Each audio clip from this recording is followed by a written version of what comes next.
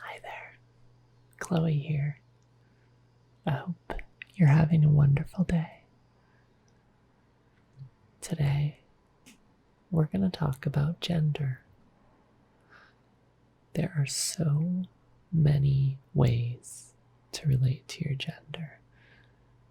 Many labels, many identities. It can be quite overwhelming. Maybe you feel overwhelmed right now. Maybe you've experienced that in the past. Maybe you're just confused, feeling lost. Labels, they can be helpful for some people. A form of self-discovery, perhaps.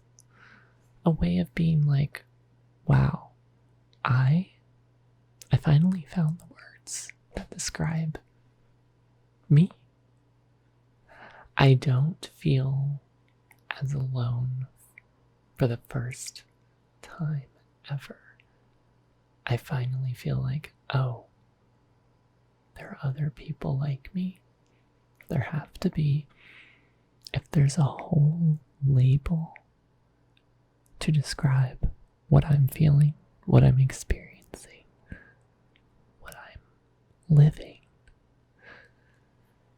it can be a way to find your people, your community even, to find and create your chosen family. But some of us can also find labels to be restrictive, maybe unnecessary. And that's okay. Any and all of this is okay. Having a label is powerful to some. Finding the language of, I'm transgender, I'm a woman, I'm a trans woman. That was very powerful for me. But I know many people who also are like, I know who I am. A label may not perfectly capture it, and therefore I don't need a label. And that's okay. Both of these paths are perfectly valid. The most important part is about finding what works for you and you alone. Because this is about you finding your identity. This isn't for anybody else but you.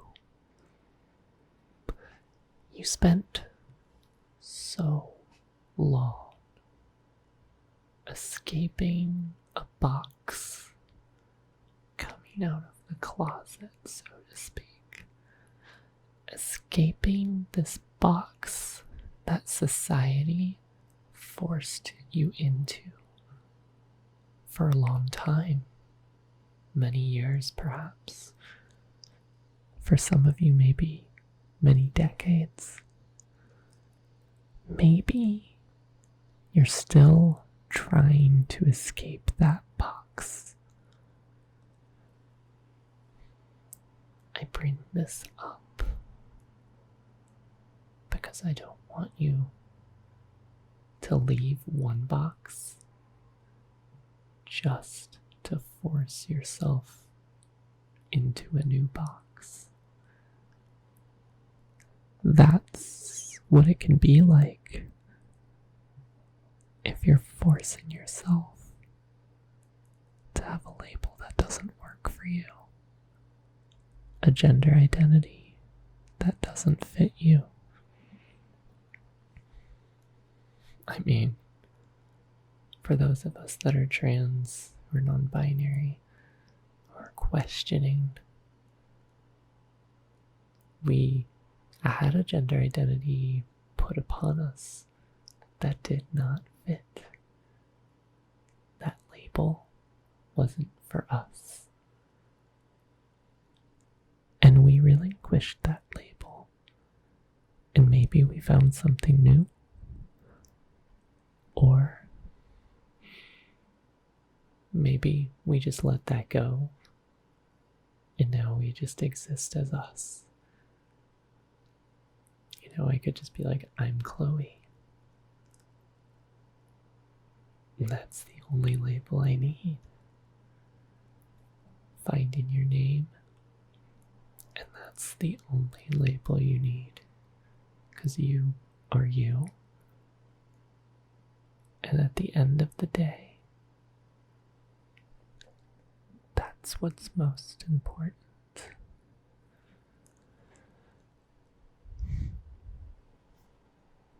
A label can help you with exploration.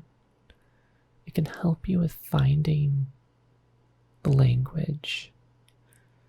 You don't have to gravitate towards them, but sometimes just knowing what's out there, knowing the words, can help you on that journey of finding what does, or even what doesn't fit.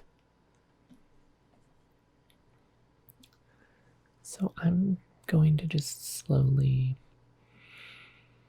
share a few of the possible many gender identities that are out there. One of these may fit. Multiple of these may fit. Or maybe you have an identity that's completely outside of that. And that's okay too. So, of course, there's transgender, trans woman, trans man. Maybe you identify outside of the binary, beyond the binary. You may find a home in using non-binary as your identity label. Or maybe gender fluid, gender queer,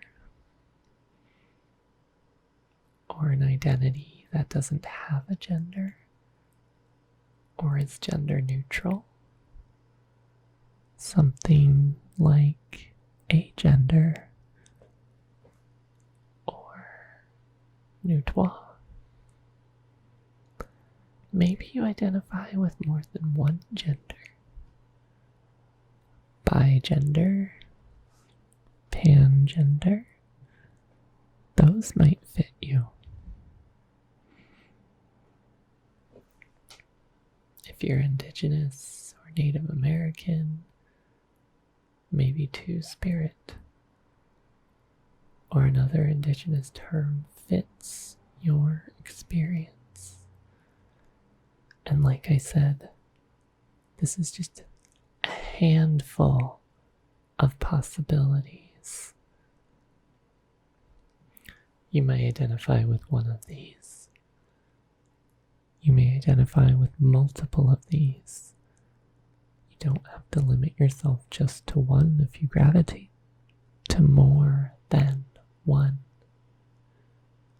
Or maybe other identities altogether, or no label at all. The most important thing, find what fits, find what works for you, and know this: you are valid, and you